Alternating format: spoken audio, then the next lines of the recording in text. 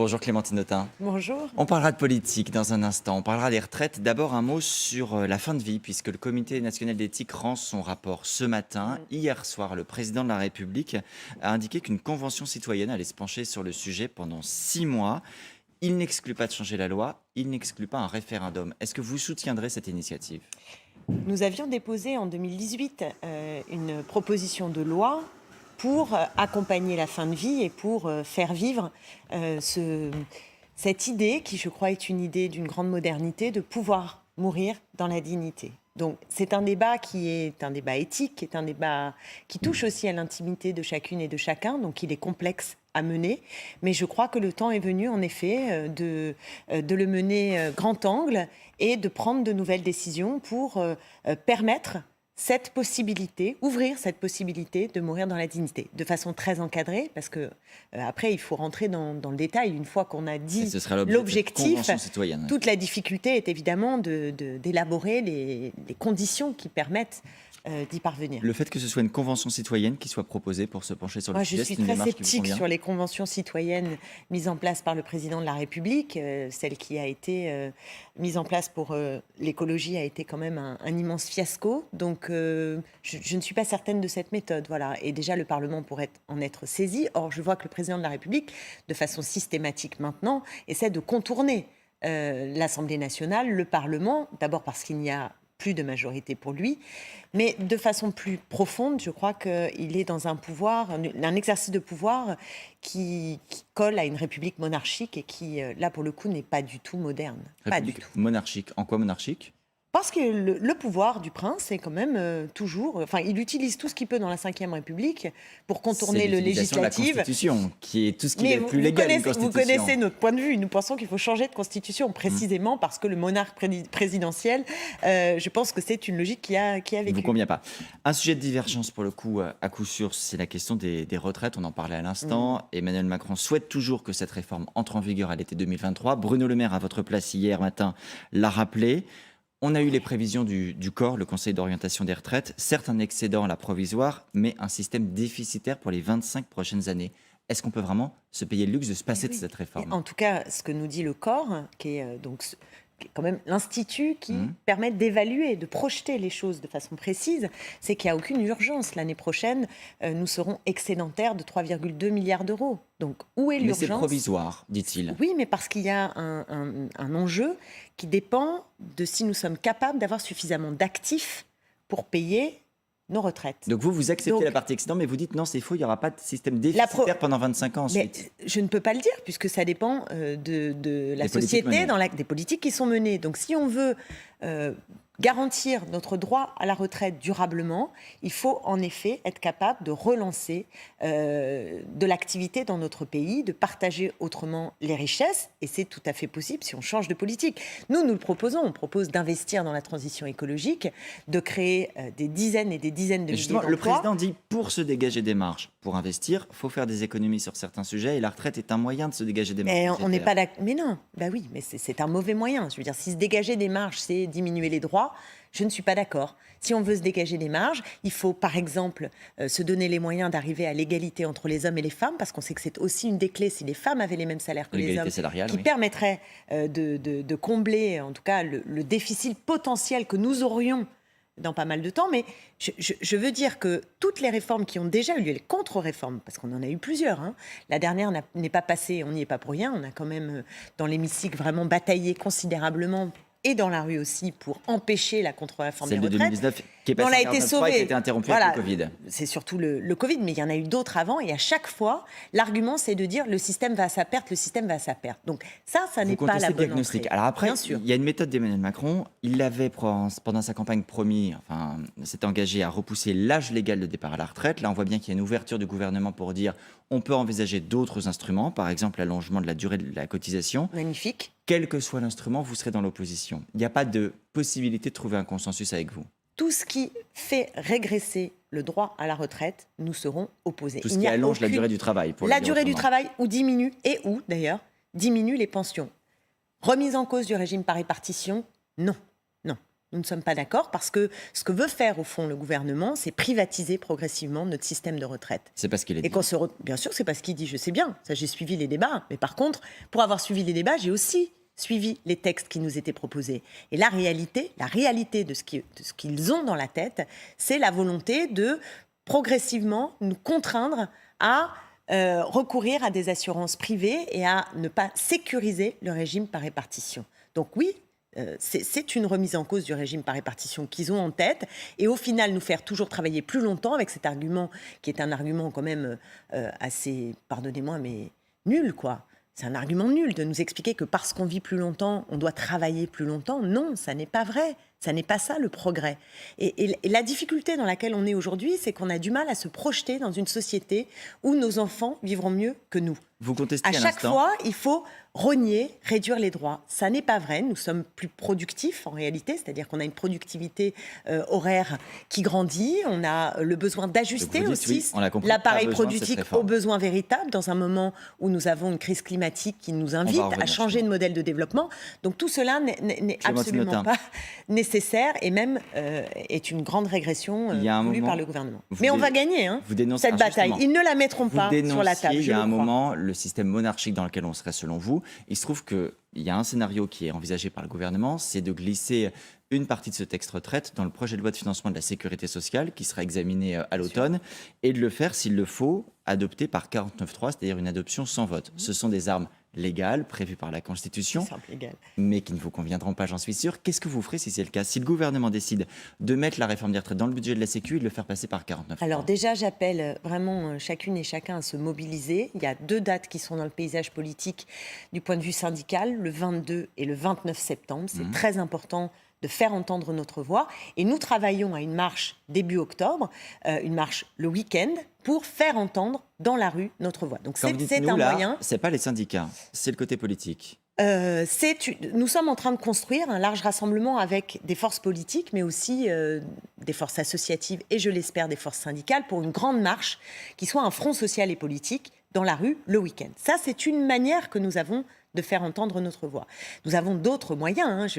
La pétition, par exemple, que nous faisons circuler pour faire plier le gouvernement sur les super profits. Et j'espère bien, 130 000, mais j'espère bien que nous allons y arriver. Donc j'invite à la signer. On voudrait la faire en sorte qu'un RIP soit possible, un référendum d'initiative partagée pour contraindre le gouvernement. Et la discussion, Clémentine Autain, par exemple, le ministre délégué au compte public, Gabriel Attal, dit à tous les parlementaires, majorité comme opposition, venez à Bercy me voir et nous allons discuter ensemble du budget et des voies de compromis. Est-ce que la France Insoumise va aller à Bercy discuter avec Gabriel Attal, par exemple? Non, mais on peut toujours discuter. Nous, on est pour le dialogue. On n'est jamais fermé au fait de dialoguer. On l'a pas vu quand le président vous a invité au CNR pour la refondation. Mais parce qu'on n'est pas d'accord avec ce CNR. Parce qu'on n'est pas d'accord avec ce CNR. Est-ce que vous êtes d'accord pour le dialogue avec Gabriel Attal, par exemple? Non, mais on peut toujours dialoguer. Mais vous voyez bien que ce n'est pas le problème. On a un désaccord de fond.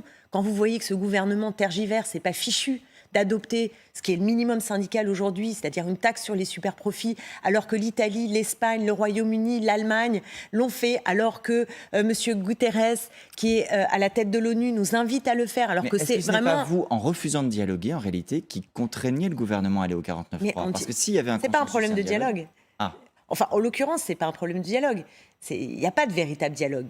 Ils avancent quand même tête baissée. Alors, en ce moment, je trouve qu'on ne sait pas très bien où ils vont. Vous l'avez remarqué, ça tergiverse. Alors là, on a compris qu'il y aurait une réforme des retraites qui serait engagée, c'est assez clair. Oui, alors là, j'attends de voir et ça dépend aussi de nous. Est-ce qu'on est capable de donner de la voix? Est-ce qu'on est capable, même le MEDEF, vous savez, dit que la réforme des retraites n'est pas une bonne idée parce que ça braque, il n'y a pas de majorité dans le pays. Il y a des patrons qui s'inquiètent sur le climat social. Il n'y a pas de majorité dans le pays pour augmenter l'âge de départ à la retraite et pour diminuer les droits à la retraite. Ça n'est pas vrai. Il n'y a pas de majorité dans le pays pour empêcher cette taxe sur les super-profits. Ce n'est pas vrai. C'est indécent. Vous vous rendez compte 44%. Non, mais je veux dire, vous vous rendez compte qu'en pleine crise, au moment où on demande des efforts à chacune et à chacun, vous avez des dividendes d'actionnaires qui explosent par milliards. Oui, mais il y a aussi, justement, c'est inacceptable, c'est indécent. Qui est proposée par le gouvernement depuis 1 an déjà, le bouclier tarifaire, face à la hausse des prix du gaz et de l'électricité. Le gouvernement a redit que le bouclier tarifaire serait maintenu en 2023, qu'il y aurait une aide pour les plus modestes. Alors certes, une hausse parce que les prix de l'électricité et du gaz augmentent, mais tout de même, les aides vont se poursuivre. Est-ce que, par exemple, vous voterez ces aides qui vont se poursuivre quand le texte sera soumis au Nous Parlement? sommes en désaccord avec les solutions proposées. En gros, Vous le ne voulez pas qu'on gouvernement... aide les Français face au prix? Je vais vous dire, le gouvernement, en gros, met un pansement sur les plaies, alors que ce qu'il faudrait, c'est une greffe. Donc, et le pansement, il couvre même pas tout le monde, parce que le bouclier tarifaire, je vous signale pour ce qui est du tarif réglementé, qu'il y a 30% de la population qui n'est pas concernée par ce tarif réglementé. Qu'il est réglementé, mais qu'il a quand même augmenté de 4%. D'accord ? Oui. Qu'on va vers une inflation... Ça capte quand même les hausses. Mais... Oui, non, mais je ne dis pas que c'est rien, c'est pour ça que je vous parle de pansement. Mais nous, ce que nous proposons, c'est d'avoir la main là-dessus. Donc d'avoir d'abord un pôle public de l'énergie qui nous permet justement d'agir et d'agir pour tout le monde. Les collectivités locales, vous le savez comme moi, sont étranglées là au moment où je vous parle parce qu'elles ne sont pas concernées par le bouclier tarifaire. Il leur est demandé de faire des efforts en les effet sur TPE, leurs pratiques. les PME, les entreprises ne sont pas concernées. Alors que nous savons que toute une série de petites et moyennes entreprises qui sont importantes pour notre Donc vous économie, demandez qu'on dépense de qui l'argent font de public pour des l'activité entreprises. utile, sont en train de péricliter. Je vais vous prendre l'exemple des piscines parce qu'elle me met en colère. Vous voyez, vous Le avez fait vu que comme des moi. piscines a été fermées, une trentaine par Une un trentaine de exploitant, piscines publiques. en raison de la Donc, hausse des prix une de piscine l'énergie. publique, ça veut dire un bien commun pour, y compris sur des territoires où il n'y a pas de possibilité pour des enfants d'apprendre à nager parce qu'il n'y a pas la mer. Voilà, c'est une piscine, c'est une mise en commun de l'énergie. De l'énergie. Et que vous voyez que des piscines privées peuvent tranquillement continuer et qu'on ferme des piscines collectives. Mais vous dites, donc on est ferait pas devant ça, un choix mais de est-ce que société. Pour autant, ça rend les mesures du gouvernement inopérantes. Elles vont quand même aider des Français. Non, nous sommes pour le blocage des prix. Nous sommes pour le 1,40 centimes à la pompe. Nous sommes pour un pôle On est public. à 1,50 sur le samplon 95 en ce moment. donc 1,40 mais bloqué avec la durablement. remise. Durablement. Parce que le gouvernement ne bloque pas les prix. Il refuse notre mesure de blocage Alors, des prix. explique-moi juste sur les carburants, parce qu'il y a un point d'idéologie, de stratégie qui m'échappe. Vous souhaitez la bifurcation écologique. Oui. Pour autant, vous souhaitez qu'on favorise la consommation d'une énergie qui est Non, polluante, à savoir les absolument carburants. pas. C'est pas du tout ça. Ce que je ne veux pas, c'est que les Français payent deux fois. À la pompe, alors que Total, vous l'avez vu comme moi, vous savez que le chiffre d'affaires de Total, comme de Engie, au semestre qui arrive, au premier semestre là, de 2022, a explosé. Total qui fait une ristourne à la Explosé. pompe supplémentaire en plus de celle Donc on de rentre l'État. là, plus 76% pour Engie. Vous trouvez ça normal ? Franchement, vous trouvez C'est ça la raison normal ? pour laquelle le gouvernement Vous propose trouvez une normal contribution européenne Non. sur les profits Oui, mais moi, ce indus que je suis en train de vous des dire, c'est qu'au lieu de faire payer les Français à la pompe, deux fois, une fois parce qu'ils payent cher et donc ils payent à Total, mais aussi parce que on paye en tant que contribuable. C'est-à-dire qu'à chaque fois qu'on donne des compensations aux entreprises, comme la CVAE, eh bien, qu'on veut supprimer, même si là c'est repoussé pour 2 ans. Reconnaissez que le Ouais, c'est gouvernement sur la repoussé pour CVAE 2 ans. pour dégager des marges, j'explique à nos mais il téléspectateurs, veut. pour dégager des marges sur le bouclier pour le bouclier tarifaire, Mais il dit veut la la CVAE des entreprises sera supprimée en 2 ans et non pas en 1 an. Bruno Le Maire l'a annoncé sur ce Le plateau projet, hier. c'est de la supprimer. Reconnaissez que c'est Qui quand même paye un geste qui privilégie les ménages Qui au paye défaut des Oui, mais entreprises. non, mais qui paye à la fin des fins ? Qui paye à la fin des fins ? Même sur le tarif réglementé. Sur le tarif réglementé, ce ne sont pas les opérateurs privés, c'est pas Engie qui paye, d'accord ? C'est nous. Parce que quand vous bloquez à 4 euros, il faut bien compenser et c'est l'État qui paye. Et le bouclier tarifaire, il va coûter 50 milliards l'année prochaine. Et pendant ce temps-là, on va continuer à laisser les grands groupes privés profiter de la crise parce qu'on dit c'est l'Ukraine. Mais en réalité, la crise qu'on traverse, c'est une crise de la Mais par spéculation. exemple, quand Emmanuel C'est Macron une dit, crise de notre on va faire une système contribution, en fait, économique. Clémentine Autain, il dit je propose une contribution à l'échelle européenne. Certains députés de la majorité disent nous proposons un fonds en faveur de la transition écologique abondé par les entreprises. Est-ce que ça précisément, ce ne sont pas des mesures qui vont dans le sens que vous demandez ? Alors, ça va dans le sens, mais je pose deux questions. C'est un, pourquoi on tergiverse alors que nos voisins l'ont fait ? Et deux, pourquoi on ne dit pas que c'est une taxe sur les super profits ? On a un ministre de l'économie qui explique qu'il ne sait pas ce que c'est qu'une taxe sur les super profits. Enfin, vous vous rendez compte où on en est ? Alors que tous les Français comprennent très bien que quand vous avez des grands groupes qui se gavent pendant qu'on demande des efforts au plus grand nombre, c'est inacceptable. Regardez, nous avons 7% d'inflation.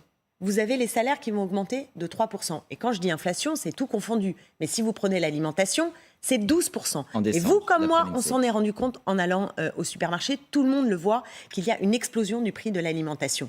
Que vous passez à 12% sur l'alimentation et que votre salaire, il a augmenté de 3,1%. Comment voulez-vous que ça tienne ? Comment voulez-vous que ça tienne ? Clémentine Autain, est-ce que vous voulez vraiment que les choses avancent ou est-ce que vous voulez faire de l'agitation ? Pourquoi je vous pose la question ? Sur les jets privés, la France Insoumise dépose une proposition de loi pour les interdire. Très bien, pour qu'elle soit examinée, il faut qu'elle soit inscrite dans ce qu'on appelle une niche parlementaire prévue le 24 novembre en ce qui concerne le groupe LFI. Première question, est-ce que ça va être inscrit réellement à l'ordre du jour de cette niche? Et deux, est-ce que vous êtes prêt à des concessions pour trouver un accord avec le gouvernement? Quand on sait que Clément Beaune, par exemple, le ministre délégué au transport, disait être ouvert à une régulation, il y a peut-être des voies de discussion avec eux. Non, mais sur tel ou tel point, s'il y a des voies de discussion, on va les prendre. Mais ceux qui bloquent aujourd'hui sont du côté du gouvernement. Ils bloquent à l'idée d'augmenter les salaires. C'est un blocage. Ils bloquent à l'idée de mettre tout de suite une taxe sur les super profits. Sur la jet privée, par exemple. Oui, je vous dis pourquoi pas discuter. Et ce sera inscrit à l'ordre du jour de la niche parlementaire. Ça, je ne peux pas vous dire parce qu'on a une dizaine de projets qui sont en train d'être travaillés, d'ailleurs. Donc potentiellement, vous avez présenté une loi. Non, mais on a une dizaine, donc je ne sais débat. pas combien. Bah oui, parce qu'on ne sait pas combien peuvent passer. On n'a qu'une journée, donc on aimerait toutes pouvoir les passer. La faute à ces satanés institutions. Mais non, mais on n'a qu'une journée, donc ça dépend du temps parlementaire. Et en fait, même le matin à 9h, je ne pourrais pas vous dire jusqu'où on sera capable d'aller. Donc, sauf si vous commencez par ça. Sauf si on commence par celle-là. Oui, bien sûr, mais vous savez, il y en a plein d'autres. Il y a d'autres propositions de loi et donc il y aura un débat pour savoir à ce moment-là lesquelles on déposera. Juste sur la méthode, tout à l'heure, on a fait allusion aux manifestations, mobilisations qui sont organisées. Il y a une vraie interrogation au sein de la NUPES en ce moment sur quelle est la bonne stratégie à utiliser. Fabien Roussel du Parti communiste dit par exemple que la NUPES doit aller au-delà des quatre forces, donc LFI, PS, Verts et communistes, en direction des mouvements sociaux, c'est ce que vous disiez tout à l'heure. Et il a eu cette formule qui a fait réagir, il dit « Si un homme de gauche tire un bilan positif des législatives alors qu'il y a 89 députés RN, il a un peu de caca dans les yeux ». Est-ce que c'est une formule que vous reprendriez ? Écoutez, d'abord, premier point, s'il s'agit de faire un front social et politique, je ne crois pas que quiconque à la NUPES soit opposé à cet objectif. Donc on est tous d'accord là-dessus. En revanche, là où Fabien Roussel a posé un acte qui crée une forme d'entorse par rapport à ce qui est le bien commun de la NUPES, mais plus profondément le bien commun de la gauche, c'est quand ce week-end, il s'en prend aux assistés, à la France des assistés. Il dit qu'il est pour une gauche du travail et pas des allocs. Et qu'il stigmatise la gauche des allocs. Il fait une erreur. C'est une faute morale et politique. Morale, parce que opposer ceux qui sont dans l'emploi et ceux qui galèrent pour trouver un emploi et qui, heureusement, les allocations, même si je rappelle que beaucoup de personnes qui sont sans emploi n'ont pas d'allocation, c'est considérable. Beaucoup de personnes qui devraient toucher le RSA ne le touchent pas. Donc, faut aussi penser à ceux qui n'ont même pas ces filets de sécurité. Donc, opposer les uns aux autres, ça n'est pas la gauche. S'attaquer à des droits que nous avons contribuer à mettre sur pied considérablement, qui sont des conquêtes sociales, je ne le comprends pas, ce n'est pas la gauche, et c'est une faute politique parce qu'il s'isole en réalité. Ce qu'on a vu ce week-end dans la NUPES, c'est que c'est un isolement total. De la France Insoumise déplore une stratégie qui est cantonnée au quartier. Quand on lit son livre sur le front de la François Somme, Ruffin, si vous êtes... Oui, mais lui il dit... C'est démarqué de Fabien Roussel, vous êtes bien d'accord. Mais il y a quand même une petite musique. Il dit qu'il ne faut pas renoncer aux catégories populaires et aux travailleurs. Ceux-là même auxquels parle Fabien Roussel. Écoutez, le monde populaire, il est divers. Et nous avons il vote en grande partie Marine Le Pen. Et pour une part, ils votent. Oui, bien sûr qu'on a une bataille avec l'extrême droite. Non, mais il faut se dire les choses. On a une bataille avec l'extrême droite dans le monde populaire. Mais ce qu'on a quand même déjà réussi à faire, c'est en particulier reprendre langue dans des banlieues populaires en France. Mais ça ne doit pas questionner vos thèmes et vos stratégies. Je ne sais pas si je vais avoir le temps de vous dire tout ce que je pense. C'est-à-dire que le monde populaire, il est aussi là. J'essaie d'aller vite, mais le monde populaire, il est aussi là. Donc, on n'est pas dans un divorce, on est dans un moment de reconquête. Qu'on ne soit pas au bout, qu'il faille faire mieux. C'est l'évidence. C'est l'évidence. Et nous avons un enjeu dans les zones rurales. Et donc, je suis d'accord avec François Ruffin pour dire que oui, nous avons un enjeu dans les zones rurales. Et oui, il faut parler du travail. Mais, attention, il faut savoir que maintenant, toute la question, c'est comment on fait. Et je ne crois pas que c'est en reprenant les refrains, les obsessions de la droite et de l'extrême droite, qu'on va réussir à reconquérir sous nos bases. D'autres ont réussi, souvenez-vous, d'autres ont fait cette espèce de pari. Souvenez-vous de Laurent Fabius, pardon de le citer, mais Laurent Fabius qui disait le Front National pose les bonnes questions mais n'apporte pas les bonnes réponses. Eh bien, on a vu où ça nous a menés. Donc je crois qu'on ne combattra l'extrême droite et qu'on arrivera à reconquérir le cœur du monde populaire, y compris dans les zones rurales, qu'à la condition, en effet, de faire bouger notre discours, mais de rester sur nos valeurs et sans retrancher aux catégories de la population que nous avons séduites Dernier et mot, convaincues. rapidement, Clémentine Autain. Il y a quelques jours, vous demandiez plus de pluralisme et d'ancrage territorial au sein de la France insoumise, dont le fonctionnement est de votre point de vue gazeux, vous le disiez sur votre blog.